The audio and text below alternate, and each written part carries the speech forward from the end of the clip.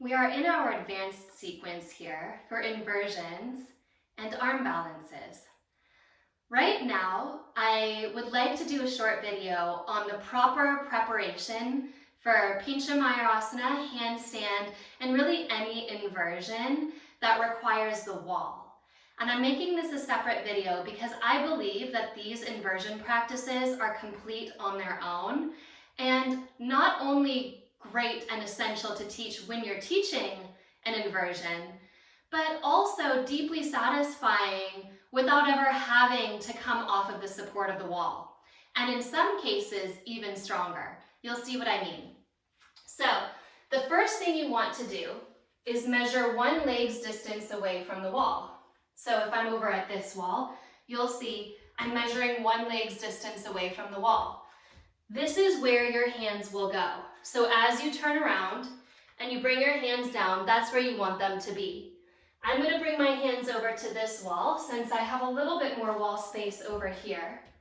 Turn around and you put your hands down right there where the foot was. I'll show this first in a handstand variation and I'll show the second in a forearm variation.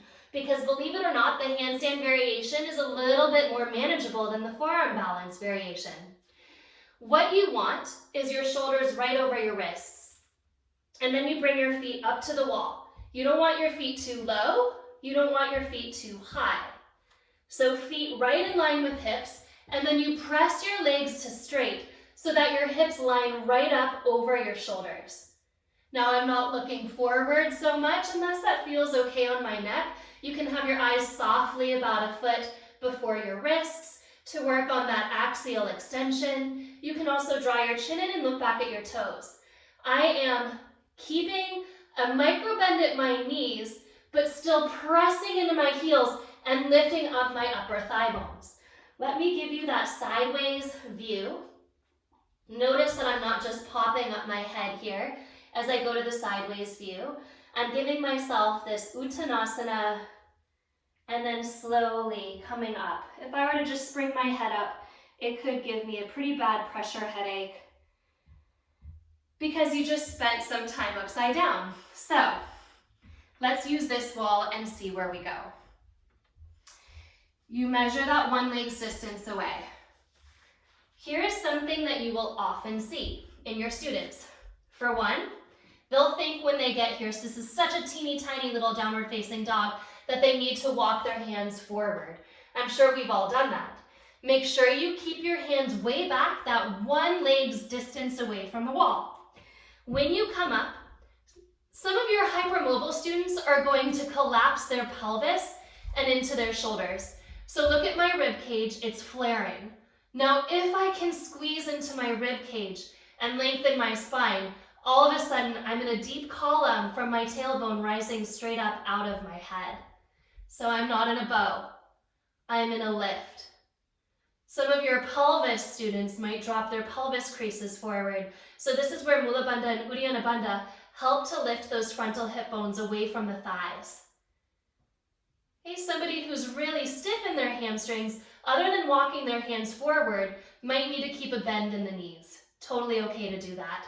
And maybe you give them a little bit of allowance to walk their hands forward a couple of inches. Not too far because then you lose the shape, but far enough so that the back line of the body as it stretches finds more of a downward facing dog than a true 90-degree or right angle at the pelvis. You might want just a tiny bit more, not too much, just a tiny bit. Now, I'll show you the forearm balance variation. This is harder. Why? Because you've just shortened the lever of your arms. So you have the same amount of weight of your legs and your pelvis on a shorter base. The elbows come down. Again, one leg's distance is where the elbows land. For your tighter students, you can walk it forward an inch or two. For your stronger students, you want to toe that direct line of elbows under the hips. You come up.